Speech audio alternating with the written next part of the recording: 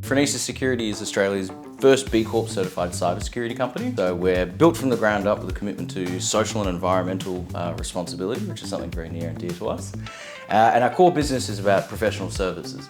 So we do governance, risk and compliance, strategy, penetration testing, security architecture, and security awareness and education, and help organisations of all shapes and sizes prevent data breaches. A lot of people think that cybersecurity is all about systems and technology, but it's actually as much about people and processes. Before I worked with Saward Dawson, simply I didn't have full assurance that our accounts are being managed appropriately.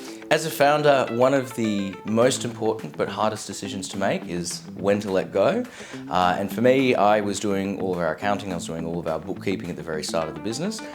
But my plan was get rid of this function from my responsibilities as soon as possible. I knew that for me to be able to grow my business the way I wanted to, I needed to focus on the things that I and only I could do, and I needed people who are much better at the accounting and finance side to take over that as soon as they could. I had worked with another accounting firm previously and it simply not worked out very well. The bookkeepers didn't pay much attention to what was happening in the books. We had someone that would come along to our board meetings and at every board meeting suggest that we tell all of our customers that we're going to change our payment terms to 2 weeks. That's not how it works, especially in government and critical infrastructure.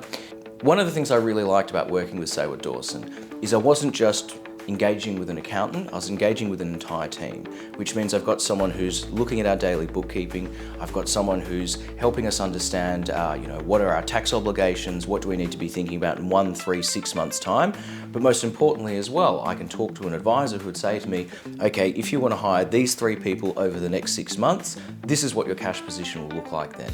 And that's absolutely critical for me to think about my long-term strategic decision making and just know that I can make those decisions with confidence.